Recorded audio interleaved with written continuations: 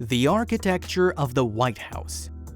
There are many perks of being the President of the United States of America.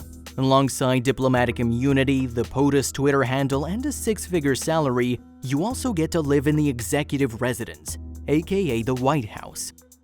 In this video, we are going to discuss an iconic structure that not only serves as a museum of American history, but as a home to the President of the United States of America and the First Family.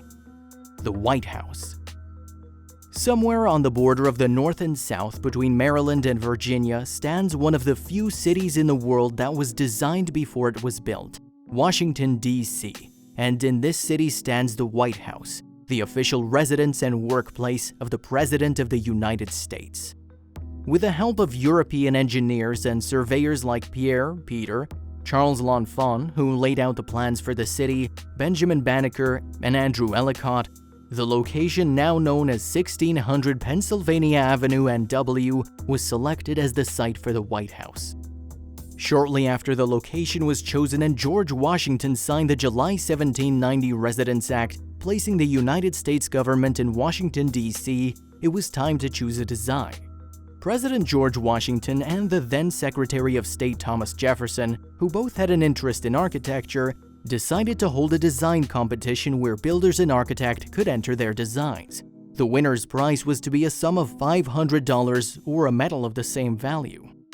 The contest lasted for 4 months. Ads were put out on the 14th of March 1792, and submission of entries closed on July 15th of the same year.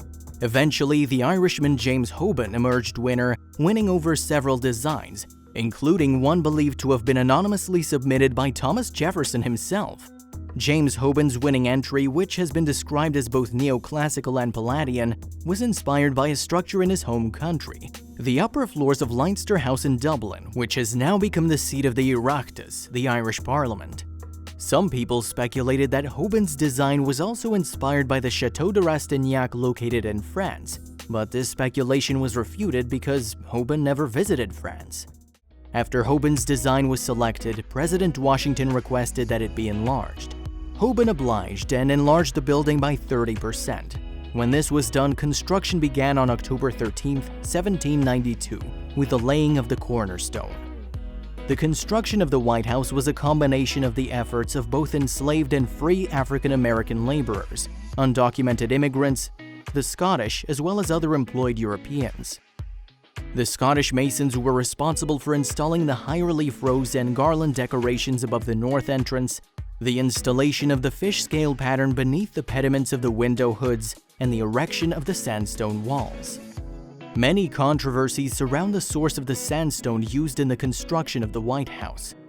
While some believe that sandstone obtained from the Pučišća quarry in Croatia was used in the original construction, researchers believe that the limestone from the island was in fact used in the 1902 renovation, not the initial construction. Another completely different school of thought believes that the sandstone used in constructing the original building was obtained from Aquia Creek in Stafford County, Virginia. Their reason being that at the time the government was on a tight budget, and as such wouldn't spend money on importing locally available resources.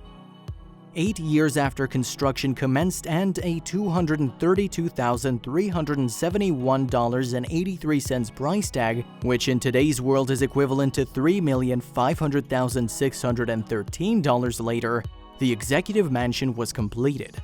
As a result of a shortage in material and labor, the original plans were altered, and in the place of the stately mansion with 3 floors Pierre-Charles L'Enfant had developed, stood a much smaller structure with 2 main floors. The workers added finishing touches by whitewashing the porous sandstone walls using a mixture of lime, rice glue, casein, and lead. Many believe that this practice gave the house its familiar color and name. George Washington, who supervised the construction of the White House, lived in a total of 3 houses during his tenure. Sadly, his tenure came to an end. In 1799, he passed away, so he never got a chance to step into, let alone live in, the executive mansion. President John Adams, who became President of the United States in 1979, moved into the White House with his wife, Abigail Adams, making him the first president to reside there. Only a year after residing there, John's tenure came to an end, and the new president, Thomas Jefferson, who was also a skilled architect in his own right, moved in. With the help of architect Benjamin Henry Latrobe, Jefferson designed and created 2 colonnades to conceal domestic laundry operations and serve as stables and storage. Today, these colonnades make up the east and west colonnades.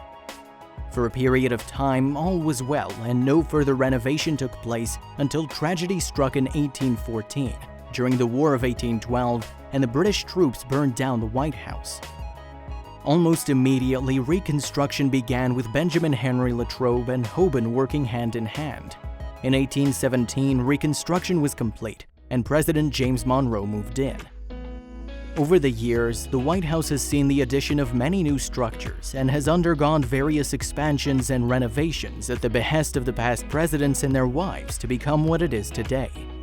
Some of these include the construction of the South Portico in 1824 and the North Portico in 1830, the creation of the new West Wing, the expansion of the basement, the addition of a second-floor balcony, construction of a 4th-story attic, the 1949 to 1951 Truman reconstruction, and the 1961 to 1963 Jacqueline Kennedy restoration. Today, the group of buildings housing the presidency is known as the White House Complex, and it stands 7.3 hectares of land, 18 acres. It consists of the Central Executive Residence, flanked by the East Wing and West Wing. The White House includes 6 stories and 55,000 feet squared, or 5,100 meters squared of floor space.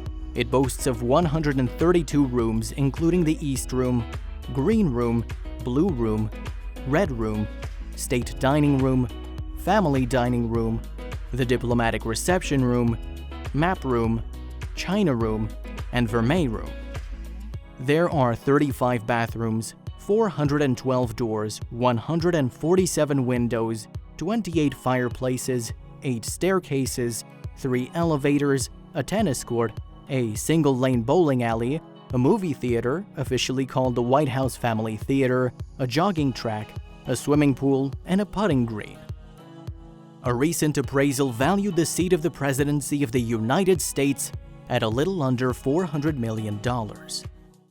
With that, ladies and gentlemen, we have come to the end of today's video. Before we call it a day, here is a little secret. Like all high-profile buildings, the White House has a secret entrance for the first family and highly esteemed guests. The secret entrance, which opens up at H Street in Washington, D.C., was designed to serve as an underground bunker during World War II. It leads through 2 tunnels and an alleyway, before eventually leading to the White House basement. Now we draw the curtains. Thank you for watching, and see you in the next one.